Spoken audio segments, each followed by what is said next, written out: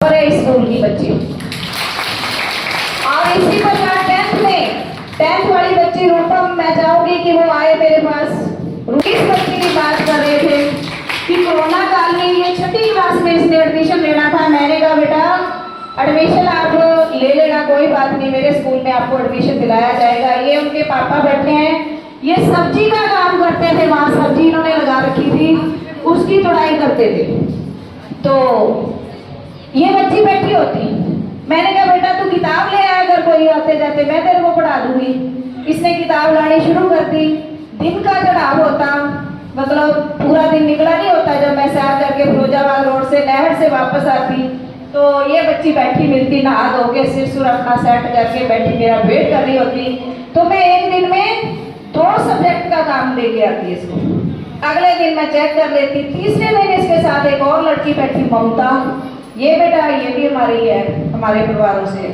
उससे एक दिन बाद तीसरी बच्ची एक और बैठी, तीनों बच्चियां, उसका नाम क्या था बेटे? हिमांशी, वो बैठी हुई है। ये मैरिड केस है ना? हाँ देखो, मेरे को नहीं पता था उस दिन आप क्या हो, है ना? आप जो थे उसको ही हमने मार्गदर्शन देके एक सही रास्ते में हम ट्रैक पे लेके आ सके। मेरे को इस बात की बहुत खुशी है। तो ये तीनों बच्चियां मेरा वेट कर रही होती कि मैडम आएंगे, हमने कल का जो काम दिया है उसको चेक करवाएंगे और फिर हम अगला काम लेंगे। मैंने भी एक दिन ना, कई दिन काम देते देते एक दिन एक पिक, मैंने कहा सरदार जी को एक पिक कर दो बच्चियों के साथ, कई बार यादगार बन जाते हैं, पर पता ही नहीं होता कि ऐसे शानदार यादगार बन पड़ेंगे। वो ये है फोटो हमारी, वो मैंने ऐसे स्क्रीन शॉट लेके अब इसको ऊपर किया। ये मैंने भी वो ढका हुआ है और तीनों बच्चियों ने। इसमें ये ग्रीन शर्ट में जो खड़ी है ये मेरा प्राउड है, आज मेरे स्कूल का प्राउड है। और इसके साथ ममता, अरे बेटा आगे आओ, क्या नाम तेरा? हिमांशी। ममता मैरिज से रहेगी, चलो कोई बात नहीं। तीसरी बच्ची ममता थी, एक हिमांशी थी। ये बच्चियां देखो अपनी बुक्स लेके, ये आप ध्यान से देख सको तो नीचे रोड दिखाई देता है, मेरे पैरों से पता लग रहा है कि ये रोड है पक्का, यहाँ मैं खड़ी हूँ, है ना? इसकी फोटो भी बीच में आई हुई है। शहर से काफी दूर 2 किलोमीटर की दूरी पे ये बैठी होती थी। कई भाई बड़े जो मेरे से पहले बढ़ के गए हैं तो उनसे बातचीत करती रहती हूँ। जैसे मतलब एक किसान को ये होता है कि फसल कब बीजनी है। इस स्कूल की प्रिंसिपल मेरी छोटी बहन इंद्रजीत कौर, मेरे इस स्कूल के, इस परिवार के अध्यापक साथी, नॉन टीचिंग और मेरे प्यारे बच्चे, मेरे बच्चों के समान, मेरे बच्चों से भी ज़्यादा प्यारे इस स्कूल के बच्चे और उनके पेरेंट्स, खास करके बच्चों की माताएं, जो हमारी बच्चियां भी हैं और बहनें भी हैं इनमें, और माताएं भी होंगी।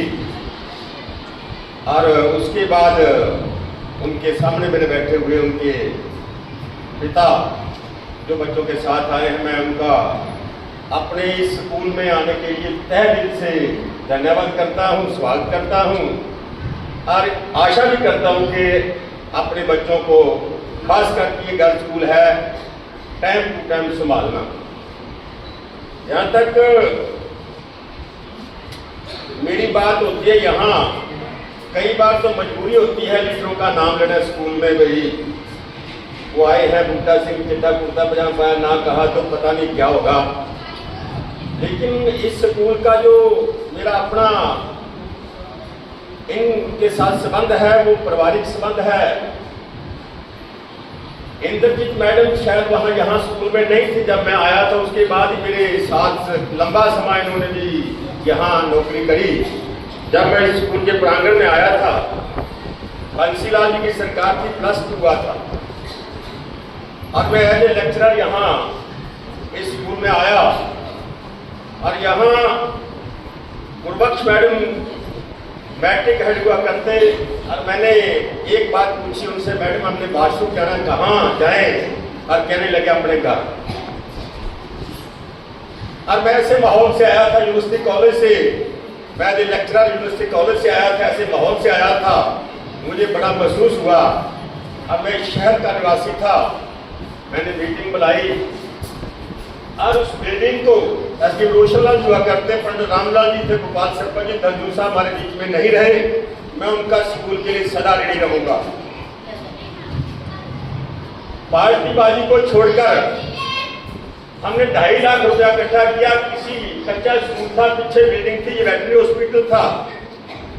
अब जिस ईंट को लकड़ी को छेड़े वो दूसरी गिर जाए, वो वैसी की वैसी कच्ची बिल्डिंग थी। लेकिन परमात्मा का वो कृपा आशीर्वाद था कि आप लोगों के आशीर्वाद से ये बिल्डिंग जो है मैचिंग ग्रांट से बनी है। एक रुपया इकट्ठा करके बिल्डिंग को बनाया।